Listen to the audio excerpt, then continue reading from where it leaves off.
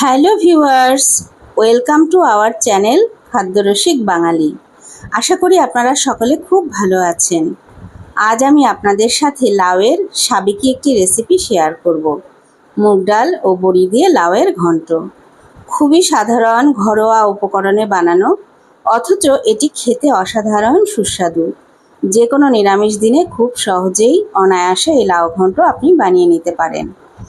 চলুন দেখে নেওয়া যাক কিভাবে আমি লাউ ঘন্ট তৈরি করেছি। এর জন্য আমি 600 গ্রাম ওজনের একটি লাউ নিয়েছি। খোসা ছাড়িয়ে লাউ ঝিরিঝিরি করে কেটে নিয়েছি। আর নিয়েছি 100 গ্রাম সোনা মুগ ডাল, 8-10টা ডালের বড়ি। উনুনে কড়াই বসিয়ে আমি তেল দিয়ে দিলাম। তেল গরম হলে আমি ডালের বড়িগুলো ভাজতে দিয়ে দেব। বড়িগুলো আমি লাল লাল করে ভেজে নেব। বড়িগুলো লাল লাল ভাজা হয়ে গেছে। এবারে আমি এগুলো কড়াই থেকে তুলে নিচ্ছি। তারপর ওই একই তেলে আমি দিয়ে দেব শুকনো লঙ্কা, তেজপাতা, জিরে আর চিড়ে রাখা কাঁচা লঙ্কাগুলো। এই সমস্ত ফোড়ন আমি বেশ কিছুক্ষণ ভেজে নেব। ফোড়ন থেকে গন্ধ বের হয়ে এলে আমি এর মধ্যে দিয়ে দেব সোনা মুগ ডাল। ডালও আমি একটু সময় ভেজে নেব।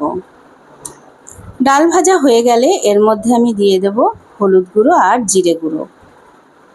এবারে এর মধ্যে একটু জল দিয়ে দেব। জল দিয়ে বেশ খানিকক্ষণ আমি মশলাগুলো কষিয়ে নেব। মশলা খুব ভালো করে কষতে হবে। এরপর আমি এর মধ্যে দিয়ে দেব লবণ। লবণ দিয়ে আর একটু সময় আমি কষে নেব। মশলা ভালোভাবে কষানো হয়ে গেছে।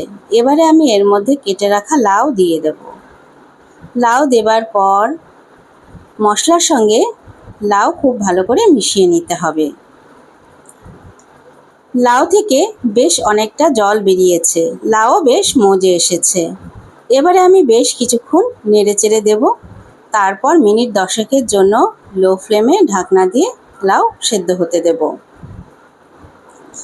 10 মিনিট পর আমি দেখে নেব লাউয়ের কি অবস্থা। দেখুন লাউ থেকে আরও অনেকটা জল বেরিয়ে এসেছে। এবারে আমি আরও কিছুক্ষণ লাউ নেড়েচেড়ে দেব। ডালটাও আমার আরও বেশ কিছুক্ষণ সেদ্ধ হবে, তাই আমি আরও মিনিট 5-এর জন্য ঢাকনা দিয়ে লাউ ও ডাল সেদ্ধ হতে দেব। মিনিট 5 পর দেখে নেব লাউ থেকে বেশ অনেকটা জল শুকিয়ে এসেছে। এবারে বেশ কিছুক্ষণ আমি ঘেঁটে ঘেঁটে নেড়ে নেব। যেহেতু নিরামিষ রান্না, তাই এতে আমি 1 চামচ মিষ্টি দিয়ে দিলাম। মিষ্টি দেবার পর আরও কিছুক্ষণ আমি নেড়েচেড়ে জল শুকিয়ে নেব। এরপর এর মধ্যে ভেজে রাখা ডালের বড়িগুলো দিয়ে দেব। ডালের বড়িগুলো দিয়েও আমি আরও বেশ কিছুক্ষণ নেড়েচেড়ে নেব। লাউ ঘন্ট প্রায় হয়েই এসেছে। এবারে আর একটু নেড়েচেড়ে নেব আমি। ব্যাস রেডি হয়ে গেছে আমার লাউ ঘন্ট। এবারে আমি গ্যাসের ফ্লেম অফ করে দেব। যে কোনো নিরামিষ দিনে আপনারা গরম ভাতের সাথে বা রুটির সঙ্গে এই রেসিপিটি ট্রাই করে দেখবেন। আশা করি আমার মতো আপনাদের কাছেও এটি অত্যন্ত সুস্বাদু লাগবে। আমার এই রেসিপি যদি ভালো লাগে, লাইক, কমেন্ট, শেয়ার করবেন। আর আমার এই চ্যানেলটিকে সাবস্ক্রাইব করতে যেন ভুলবেন না।